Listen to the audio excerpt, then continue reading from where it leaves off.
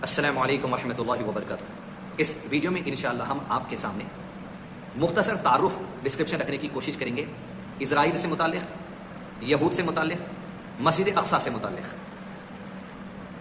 قرآن اور سنت میں جب ان تینوں باتوں کا ذکر آیا ہے تو مسلمان ہونے کے ناطے میرے اور آپ کے لیے بات ضروری ہے کہ ایٹ لیسٹ ہم ان تینوں سے متعلق بیسک معلومات ہمارے ذہن میں رکھیں، ایک سکیچ رکھیں ہمارے ذہن میں، تاکہ کسی بھی قسم کی غلط فہمی والی بات جو دنیا میں پھیلا دی جاتی ہے اس غلط فہمی کا ہم شکار نہ ہو جائیں، یا غلط علم کا شکار ہم نہ ہو جائیں، یا کوئی تھیوریز جو دنیا کے لوگ سامنے پیش کرتے ہیں ان تھیوریز کے غلط معنی کا شکار ہم نہ ہو جائیں۔ سب سے پہلے دیکھیں گے ورڈ اسرائیل آخر یہ کیوں وجود میں آیا، اور آج جو ایک کنٹری ہے اسرائیل، یہ آخر اپنے آپ کو اپنی اس کنٹری کا نام اسرائیل کیوں کہتے ہیں۔ بیسک بات یاد رکھیے، اللہ عز و جل کے خلیل پیغمبر ابراہیم علیہ السلام، ان کے دو بیٹے ہیں، ایک اسماعیل علیہ السلام بڑے بیٹے، دوسرے اسحاق علیہ السلام۔ اسماعیل علیہ السلام کے جنریشن میں کوئی نبی نہیں آئے، صرف ایک نبی آئے، نبی محمد صلی اللہ علیہ وسلم، جو عرب کی طرف بھیجے گئے۔ ابراہیم علیہ السلام کے دوسرے بیٹے اسحاق علیہ السلام، ان کے سلسلے میں کئی نبی بھیجے گئے۔ اسحاق علیہ السلام کے بیٹے یعقوب علیہ السلام، یعقوب علیہ السلام کا لقب تھا اسرائیل۔ یعقوب علیہ السلام کے بیٹے یوسف علیہ السلام، تو اسرائیل در اصل میں یعقوب علیہ السلام کا نام ہے۔ بنی اسرائیل کیا ہے؟ یعقوب علیہ السلام کی اولاد کو بنی اسرائیل کہا جاتا ہے۔ گویا یعقوب علیہ السلام کے بیٹے یوسف علیہ السلام، یوسف علیہ السلام سے لے کر عیسیٰ علیہ السلام تک جو نبی صلی اللہ علیہ وسلم سے پہلے آنے والے آخری نبی ہیں، ان کی جنریشن یہ سب کے سب بنی اسرائیل ہیں۔ اسرائیل یعقوب علیہ السلام کا لقب، یعقوب علیہ السلام اسحاق علیہ السلام کے بیٹے، اسحاق علیہ السلام ابراہیم علیہ السلام کے دوسرے بیٹے، تو لہذا اسرائیل در اصل میں یعقوب علیہ السلام کا لقب ہے۔ تو لفظ اسرائیل لے کر اگر آپ گالی دیتے ہیں تو وہ گالی یعقوب علیہ السلام کو دینے کے مترادف ہو سکتی ہے، کیونکہ انہوں نے جو نام رکھا ہے وہ یعقوب علیہ السلام کی اولاد کے سلسلے میں ہونے کی نسبت سے نام رکھا ہے۔ یا اگر آپ بد دعا کرتے ہیں کبھی اسرائیل کا نام لے کر، تو انٹینشن کلیئر ہونا چاہیے اس ملک پر، اس ملک کے کفار اور یہود پر، یا یعقوب علیہ السلام پر، نیت واضح ہونی چاہیے۔ اس لیے بیسک علم ہونا میرے اور آپ کے لیے ضروری ہے مسلمان ہونے کے ناطے۔ دوسری بات، بنی اسرائیل، اسرائیل یعنی یعقوب علیہ السلام کے سلسلے میں جو لوگ ہیں وہ سب بنی اسرائیل ہیں۔ اب بنی اسرائیل کے بارے میں اللہ نے قرآن مجید میں ارشاد فرمایا، اعوذ باللہ من الشیطان الرجیم، یا بنی اسرائیل اذکروا نعمتی التی انعمت علیکم وانی فضلت لکم علی العالمین۔ اے بنی اسرائیل، اپنی وہ نعمتیں یاد کرو جو اللہ نے تمہیں دی، ہم نے تمہیں سارے عالمین پر فضیلت دی۔ اب یہی بنی اسرائیل یہود ہیں۔ یہ یہود کیوں کہا جاتا ہے، اس میں مختلف رائے علماء کرام کی ہے۔ آئیڈیا ہونے کے لیے دو باتیں پیش کی جاتی ہیں۔ پہلا بات یہ کہ یعقوب علیہ السلام کے ایک بیٹے کا نام یہوذا تھا، علماء کرام نے کہا وہ بعد میں یہوذا ہوتے ہوتے زال ہٹ کر دا، یہودا، اس طریقے سے انہوں نے کہہ دیا، ان کی نسبت سے وہ لوگ کہتے ہیں۔ دوسری رائے یہ ہے کہ ہدانا، یعنی وہ لوگ یہود جو گناہ کرتے تھے، غلطی کرتے تھے، پھر توبہ کر کے پلٹ کر آتے تھے نیکی کی طرف اللہ کے عذاب دیکھ کر، اس نسبت سے بھی انہوں نے اپنے آپ کو یہودا کہہ لیا۔ بہرحال یہود کے بارے میں یہ دو رائے ہیں، اس کے علاوہ مزید اور بھی رائے ہیں، لیکن آئیڈیا ہونے کے لیے یہ بات آپ کے سامنے رکھی گئی ہے۔ تیسری بات، مسجد الاقصیٰ، قرآن مجید میں سورہ بنی اسرائیل کی آیت نمبر پہلی آیت میں اللہ نے ذکر کیا۔ دیکھیے بنی اسرائیل قرآن مجید میں ان کے نام سے سورت بھی ہے۔ اسرائیل علیہ السلام یعقوب علیہ السلام کی بیٹے، یعنی ان کی اولاد۔ سبحان الذی اسری بعبدہ لیلا من المسجد الحرام الى المسجد الاقصیٰ، کہ اللہ عز و جل وہ ذات پاک ہے جو لے گئے محمد صلی اللہ علیہ وسلم کو مسجد حرام سے مسجد اقصیٰ تک۔ قرآن مجید میں مسجد اقصیٰ کا ذکر ہے۔ اب بات یہ آتی ہے کہ مسجد اقصیٰ کو کس نے تعمیر کیا؟ علماء کرام کے قریب راجح رائے، یعنی سب سے اوتھینٹک رائے، تاریخ کو، علم کو، تورات اور قرآن مجید اور سنت کا علم اور تحقیق کے بعد علماء کرام کے قریب راجح بات یہ ہے کہ یعقوب علیہ السلام نے ہی مسجد اقصیٰ بیت المقدس کی بنیاد رکھی تھی۔ پھر بعض لوگ کہتے ہیں کہ سلیمان علیہ السلام نے تعمیر کی تھی، اور مسجد اقصیٰ کے نیچے سلیمان علیہ السلام کو جو اللہ تعالیٰ سپر پاورز دیے تھے اس کے نیچے دفن کر دیے گئے ہیں۔ سلیمان علیہ السلام نے علماء کرام کے قریب تعمیر نہیں کی، بنیاد نہیں رکھی، بلکہ یعقوب علیہ السلام نے جس کا لقب اسرائیل ہے انہوں نے رکھی۔ سلیمان علیہ السلام نے اس کو ریکنسٹرکٹ کیا ہوگا، اس بات کا اقرار علماء کرام کرتے ہیں۔ اب یہ کہنا کہ مسجد اقصیٰ کے نیچے سلیمان علیہ السلام کے زمانے کا وہ علم مدفون ہے، اگر وہ مل جائے تو یہود دنیا کے سپر پاور بن جائیں گے۔ قرآن مجید میں اللہ نے واضح کہہ دیا، ایسی طاقت ہم نے سلیمان علیہ السلام کو دی ہے، نہ ان سے پہلے کسی کو دی گئی تھی، نہ ان کے بعد کسی کو دی جائیں گی۔ وہ خزانہ، وہ علم کسی کو مل بھی گیا، پاور اللہ عز و جل کی طرف سے آتا ہے، اللہ تعالیٰ وہ طاقت کسی کو نہیں دینے والا ہے۔ تو یعقوب علیہ السلام جن کا لقب اسرائیل ہے، علماء کرام کے قریب راجح بات یہ ہے کہ انہوں نے مسجد اقصیٰ کی بنیادیں رکھی، اور وہیں پر ان کو نبوت عطا کی گئی، اور وہیں سے ان کی دعوت و تبلیغ کا کام شروع ہوا، اور جو لوگ ان پر ایمان لے کر آتے تھے وہ وقت کے مسلمان تھے. جو موسیٰ علیہ السلام پر ایمان لائے وہ وقت کے مسلمان ہیں, جو عیسیٰ علیہ السلام پر ایمان لائے وہ وقت کے مسلمان ہیں, جو نبی صلی اللہ علیہ وسلم پر ایمان لائے وہ مسلمان ہیں.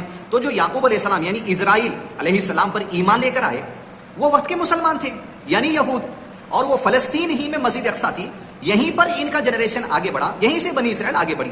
اب یہ کہہ دینا کہ یہود کے حصہ ہے مسجد اقصیٰ, یہود کا حق ہے یروشلم پہ, یہود کا حق ہے اسرائیل پہ, تو یہ بات غلط ہے.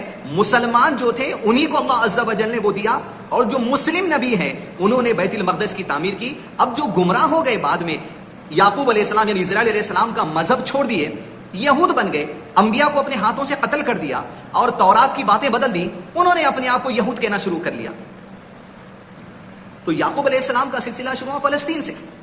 اب یعقوب علیہ السلام کے 12 بیٹے تھے, 12 بیٹوں سے 12 قبیلے بنے. ایک بیٹے کا نام یوسف علیہ السلام ہے.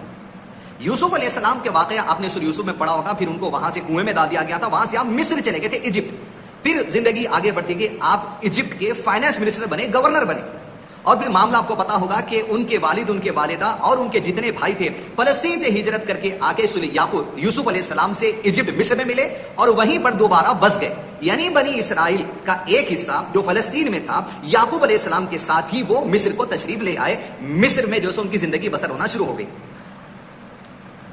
اور جب مصر پہنچے تو ادھر فلسطین میں بھی اور مصر میں بھی جب یہ لوگ داخلہ لے لیے, وقت کے مسلمان اسرائیل جو لقب ہے یعقوب علیہ السلام کا ان کے ساتھ, تو یہاں پر ان کا سلسلہ بڑھتا گیا, حتیٰ کہ مصر ہی میں لوگ آگے بڑھتے گئے, وقت بیتتا گیا, سال بڑھتے گئے, یہاں تک کہ ان کے اوپر ایک بادشاہ آ گیا جس کا نام تھا فرعون. قرآن میں مختلف مقامات پر آپ اس کے بارے میں پڑھتے ہیں. حتیٰ کہ فرعون جب ان کے اوپر ظلم کرنے لگا, زیادتی کرنے لگا, انہی میں سے اللہ عز و جل نے موسیٰ علیہ السلام اور ہارون علیہ السلام کو اٹھایا اور ان کے بعد عیسیٰ علیہ السلام کو اٹھایا.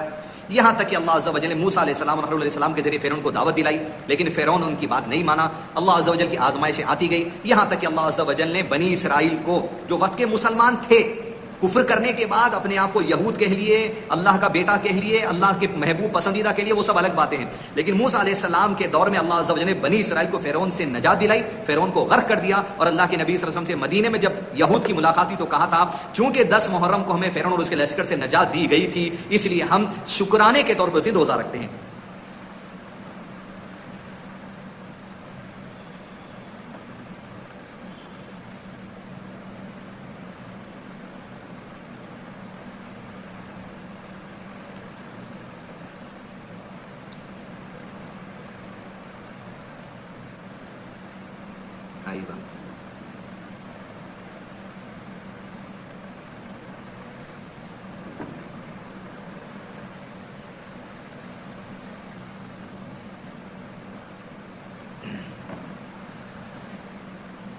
اور اس سے پہلے سلیمان علیہ السلام کا دور جو گزرا, جہاں پر فلسطین میں آپ تھے اور آپ نے الحمدللہ وہاں پر ایسی حکومت کی اور ایسی طاقت اللہ عز و جل نے آپ کو نوازی کہ آپ سے پہلے کسی کو نہیں اور آپ کے بعد کسی کو نہیں.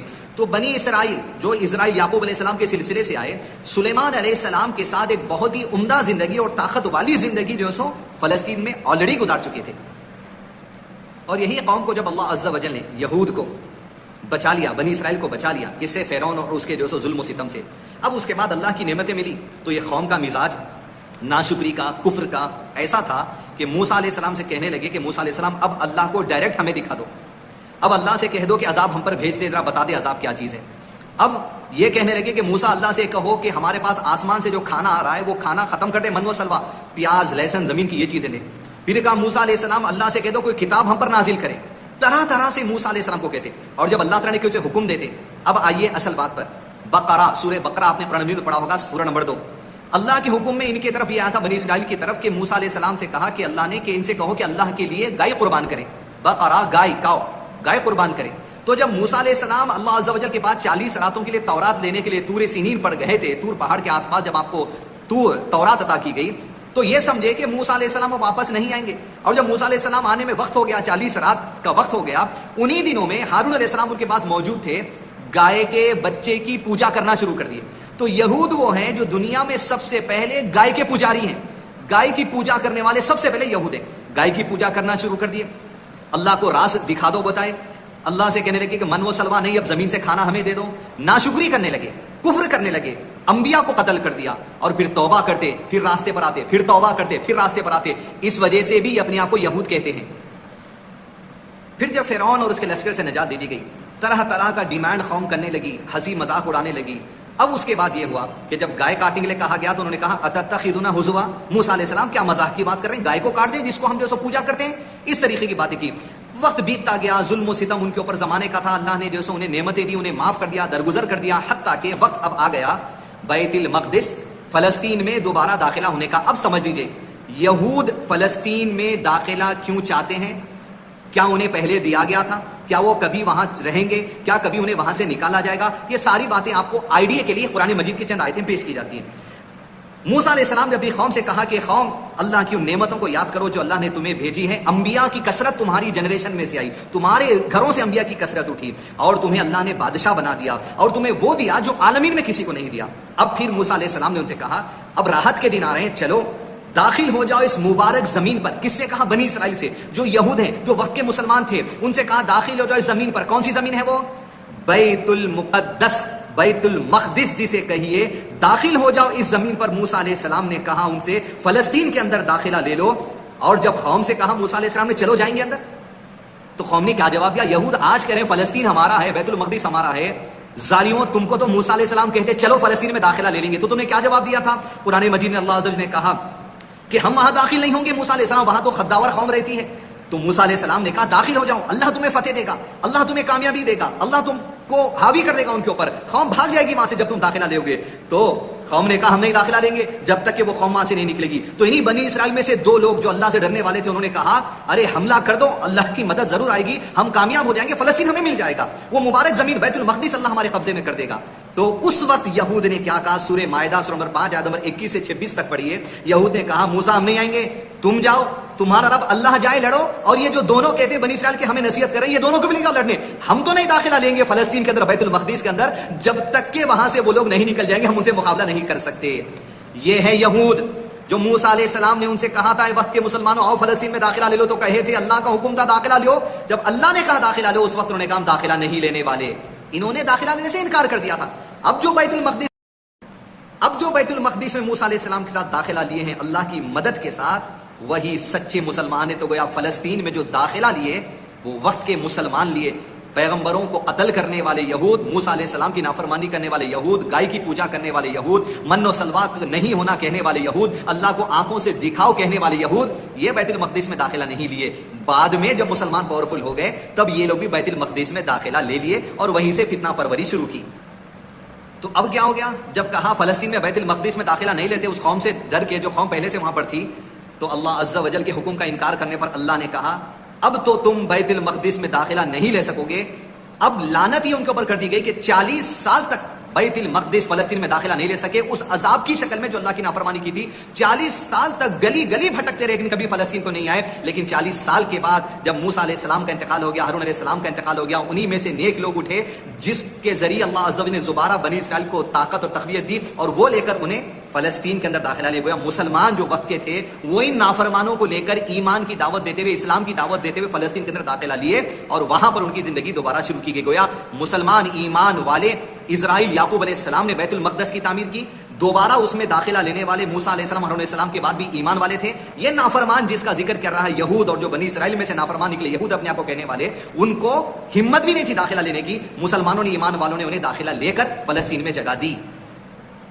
اور جب داخلہ لینے کے لیے فلسطین میں ان سے کہا گیا کہ اللہ سے رجوع کرتے ہوئے داخلہ لو، اللہ سے توبہ کرتے ہوئے داخلہ لو، تو ظالم قوم داخلہ لے رہی تھی لیکن اللہ عز و جل کی نافرمانی کرتے ہوئے داخلہ لے رہی تھی. تو گویا حقیقی طور پر فلسطین، مسجد اقصی، بیت المقدس، یہ جو علاقہ ہے یہ ایمان والے لوگوں کے ذریعے تعمیر کیا گیا. ایمان والے لوگ ہی وہاں بسے. یہ یہود ڈرتے ہوئے، نافرمانی کرتے ہوئے، اللہ عز و جل کے عذاب سے دھتکارے ہوئے نہیں آ سکے 40 سال تک، لیکن پھر موقع پڑا تو آئے اور اپنے پر کھول کر وہاں پر ظلم و ستم، زیادتی، نافرمانی دوبارہ کرنے لگے. اب پھر جب فلسطین میں ان کی دوبارہ زندگی شروع ہوئی تو بعد کے دور کے بادشاہ آتے گئے اور اس کے بعد ظلم و ستم ان پر بڑھتا چلا گیا. نافرمانی آ رہی تھی، اللہ کا عذاب آ رہا تھا، حتیٰ کہ یہود کو نکال دیا گیا بیت المقدس سے. ایمان والے جو تھے وہیں ٹکے رہے. بعد میں بڑے دوسرے بادشاہ آئے تو یہود کو نکال دیے. یہاں تک کہ یہود جب نکلے تو نبی صلی اللہ علیہ وسلم کے زمانے کے وقت میں جا کر مدینہ میں تھوڑے بس گئے، مکہ میں تھوڑے بس گئے. پھر اس کے بعد وقت بڑھتا گیا، اللہ تعالیٰ نعمتوں سے نوازے. اب اللہ کے نبی محمد رسول اللہ صلی اللہ علیہ وسلم کا دور آ گیا. اب جب اللہ کے نبی صلی اللہ علیہ وسلم کا دور آیا اور دنیا کے سامنے آخری پیغمبر بھیج دیے گئے، تو یہود کئی انبیاء کرام کو دیکھ چکے تھے، ان کی سلسلے مرتے گئے, ان کو پتا تھا کئی نبی آئے. بنی اسرائیل کیوں کہتے ہیں؟ یعقوب علیہ السلام کے سلسلے میں جو کثرت انبیاء کرام کی آئی, انہی میں سے جنریشن بڑھتی چلی گئی. وہ 12 بیٹوں میں سے یعقوب علیہ السلام کے.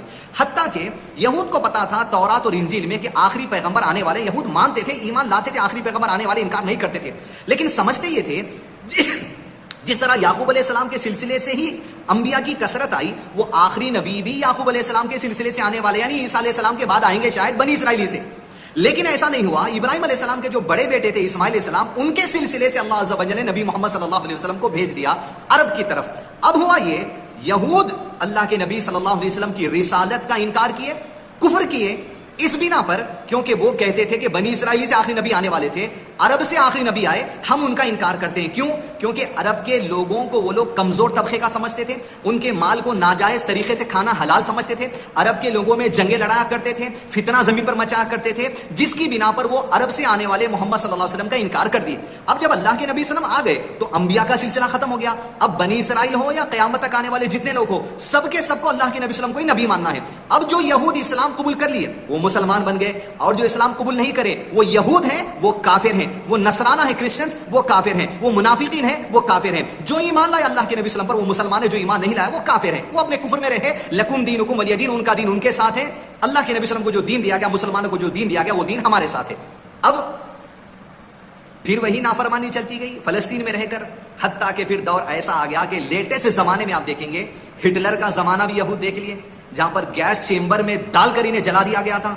ہٹلر کو کہیے بھائی کہ عرب جلائے یا مسلمان جلائے, یہاں بات عرب یا یہود کی نہیں ہے, یہاں بات ہے یہود اور ایمان والوں کی. عرب میں تو یہود بھی تھے, مدینے میں نہیں تھے کیا یہود؟ بات ہے جو ایمان والے ہیں وہ مسجد اقصیٰ کی تعمیر کے, اسرائیل علیہ السلام, یعقوب علیہ السلام جو ایمان والے تھے وہ اللہ کے حکم سے دوبارہ داخل ہوئے. جو ایمان میں کمزور تھے, نافرمان تھے اللہ کے, وہ یہود کہنے لگے ہم نہیں داخلہ لیں گے, عذاب کی شکل میں 40 سال تک دور رہے, بیت المقدس میں داخلہ نہیں لے سکے. آج بھی جو ایمان والے ہیں بیت المقدس میں ہیں, فلسطین کے اندر ہے, وہاں مسجد اقصیٰ میں جاتے ہیں, کعبۃ اللہ کی طرف رخ کر کر نماز پڑھتے ہیں. قبلہ کیونکہ چینج کر دیا گیا, اللہ کے نبی صلی اللہ علیہ وسلم پر جب نماز فرض کی گئی کچھ مہینوں کے بعد یا کچھ سال کے بعد, جب آپ مدینے میں مسجد قبلتین میں نماز پڑھ رہے تھے, نماز ہی کی حالت میں بیت المقدس کی طرف رخ کر کے نماز پڑھ رہے تھے, چینج کر کے کعبۃ اللہ کی طرف قبلہ کر دیا گیا. تو گویا آج ہمارا قبلہ وہ نہیں ہے, لیکن قبلہ اول ہے بیت المقدس. 3 مسجدوں کو سفر کرنا جائز ہے, بیت المقدس, مسجد حرام خانہ کعبہ اور مسجد نبوی مدینہ کے اندر. سب سے زیادہ فضیلت نماز کا اجر و ثواب مسجد حرام خانہ کعبہ کا ہے, اس کے بعد مسجد نبی کا, اس کے بعد بیت المقدس کا. ان تینوں مسجدوں کی حفاظت کرنا مسلمانوں کی ذمہ داری ہے, جو اپنی طاقت کے مطابق کریں گے. بادشاہ ہیں, وقت کے ہیں, سعودی عرب کے ہیں, قطر کے ہیں, بحرین کے ہیں, ترکی ہیں, فلاں ہیں, ان کی ذمہ داری کیا ہے وہ نبھا لیں گے. کوئی اگر ذمہ داری نہیں نبھاتا تو آپ کو اختیار نہیں ہے, دیکھو سعودی عرب نہیں کرتا, دیکھو ترکی نہیں کرتا, دیکھو فلاں نہیں کرتا. ان کا جواب یہ دیں گے, آپ کا جواب آپ دیں. آج جو فلسطین کے اندر مسلمان ہیں ان کا جواب وہ دیں گے.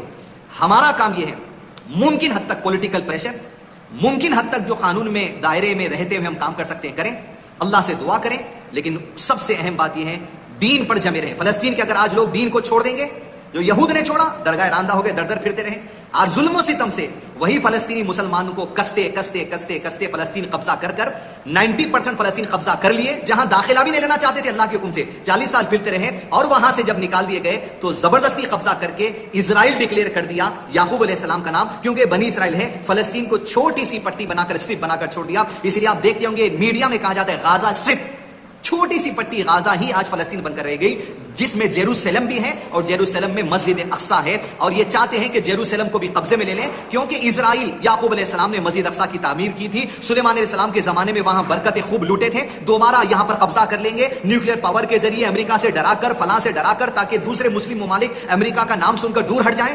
یہ سب ان کی چال بازیاں ہیں. اللہ کے دین پر جمے رہو مسلمانوں. مسجد اقصیٰ آج بھی مسلمانوں کے ہاتھ میں ہے, سجدہ ہمارا ہو رہا ہے وہاں پر, اہدنا الصراط المستقیم وہاں پڑھی جاتی ہے. یہ قبضہ کرنا چاہتے ہیں, آپ اپنے دین پر جمے رہیے. وقت تو قیامت سے پہلے ایسا بھی آئے گا عزیز دوستوں کہ کعبۃ اللہ کی اینٹ اینٹ نکال دے گا حبشی آدمی آ کر. کیوں؟ حرم کے, مکے کے رہنے والے لوگوں میں بھی علامہ شیخ عثیمین نے کہا اس حدیث کی بنا پر نافرمانی آ جائے گی. جب نافرمانی آ جائے گی اللہ ایسے ظالموں کو مسلط کر دے گا جو کعبے کو بھی توڑ دیں گے. آج مسلمانوں میں اگر وہاں کی نافرمانی آ گئی تو تم پر مسلط کیے جا رہے لوگ. اللہ سے دعا کریے, ایمان پر جمے رہیے. فلسطین, مسجد اقصیٰ, برموڈا ٹرائنگل, دجال, سلیمان علیہ السلام, یہود, جوس دنیا کو کنٹرول کریں گے, فلاں فلاں تھیوریز آتے چلے جا رہے ہیں. لوگ جو سو دیوانے ہو جا رہے ہیں, ایسا ہو جاتا, ویسا ہو جاتا. ارے کیا ہو جاتا؟ دین سیکھو, دین پہ عمل کرو, مسجد حرم بھی توڑ دی جانے والی, خانہ کعبہ بھی توڑ دیا جانے والا ہے قیامت سے پہلے. مسجد اقصیٰ تمہارے پاس رہے تمہارا ایمان سلامت رہنا, مسجد اقصیٰ تمہارے پاس نہ رہے تمہارا ایمان سلامت رہنا. خانہ کعبہ سلامت ہے تمہارا ایمان سلامت رہنا. خانہ کعبہ قیامت سے پہلے اللہ کے نبی صلی اللہ علیہ وسلم نے کہا توڑ دیا جائے گا, تب بھی تمہارا ایمان سلامت رہنا. یہ بنیادی چیزیں ہماری ہے. ایمان سلامت رہے گا, اللہ مساجد عطا کرے گا, عزت عطا کرے گا, بادشاہ عطا کرے گا, جیسے داؤد علیہ السلام سلیمان علیہ السلام کو عطا کیا. زمانے آنے والے ہیں, عظیم ترین زمانہ آئے گا, عیسیٰ علیہ السلام کا زمانہ آئے گا, اور عیسیٰ علیہ السلام دجال اور یہود جو زمین پر آج فتنہ مچا رہے ہیں آگے بھی مچائیں گے, ان کے ساتھ مقابلہ کریں گے. لدھ گوگل پر ٹائپ کر کے دیکھ لیجئے, لدھ مقام پر دجال کو قتل کریں گے. عیسیٰ علیہ السلام گھل جائے گا جیسے نمک گھل جاتا ہے پانی میں, عیسیٰ علیہ السلام کو دیکھ کر دجال. یہ یہود, آج اسرائیل کا ملٹری بیس ہے لدھ, مسجد اقصیٰ کے بہت قریب ہے لدھ, مسجد اقصیٰ کے قریب ہی قتل کر دیا جائے گا دجال کو. اور یہود کو جو لڑنے آئیں گے, دوبارہ مسجد اقصیٰ الحمدللہ فتح ہوگی, مسلمان وہاں پر قائم ہوں گے. کس کے زمانے میں؟ عیسیٰ علیہ السلام کے زمانے میں, جو قیامت سے پہلے آنے والا ہے. پریشان مت ہوئیے, اپنے ایمان کی فکر کیجیے. آپ کے ایمان کی فکر کرنا ہی آپ کے لیے بات آسانی ہوگی کہ اللہ تعالیٰ آپ کو تمام تر خوشیاں عطا کرے گا, مساجد بھی آپ کے کنٹرول میں رکھے گا. عیسیٰ علیہ السلام اور وقت کے مسلمان اپنی ایمان کی فکر کیے, دجال کو بھی ختم کریں گے, مسجد اقصیٰ بھی قبضے میں آئے گی. عزیز دوستو, گمراہ کن باتوں میں, تھیوریز میں, یوٹیوب کے ویڈیوز میں, دجال میں, فلاں میں, یہ چیزوں میں, وہ چیزوں میں, جس کا شریعت سے کوئی تعلق نہیں ہے, خالی تھیوریز لوگ بنا کر, برموڈا ٹرائنگل ایسا ہو گیا, دیکھو دبئی میں کمان ہو گئی, دیکھو ایک آنکھ سعودی عرب کے پولیس کے ڈریس پہ آ گئی, دیکھو فلاں ہو گیا, دجال داخل ہو جائے گا. من گھڑت باتوں کو چھوڑیے یارو, ایمان کی فکر کرو. دل میں ایمان کتنا ہے یہ فکر کرو, دل میں قرآن کتنی ہے فکر کرو, دل میں سنت پہ عمل کتنا یہ دیکھو, دل میں اللہ اور اس کے رسول صلی اللہ علیہ وسلم سے محبت کتنی یہ دیکھو. طاقت تمہاری ہوگی جیسے اللہ عز و جل پہلے کے ایمان والوں کو طاقت دیا تھا. گمراہی کا شکار مت دیجیے. یہ بات آپ کے سامنے ویڈیو میں علماء کرام کے فتاووں کی روشنی میں, قرآن اور سنت کی روشنی میں جو علماء کرام نے بات کی ہے, چیدہ چیدہ باتیں رکھی گئی. اسرائیل کیا ہے, یہود کیا ہے, بیت المقدس کیا ہے, بنی اسرائیل کیا ہے, قیامت سے پہلے کیا ہونے والا ہے, یہ باتیں رہنے کی کوشش کی گئی. اللہ عز و جل ہم تمام کے لیے رہنمائی عطا کرے زندگی کے تمام امور میں. ربنا لا تزغ قلوبنا بعد إذ هديتنا وهب لنا من لدنك رحمة إنك أنت الوهاب. وصلى الله على نبينا محمد وعلى آله وصحبه وسلم تسليما كثيرا.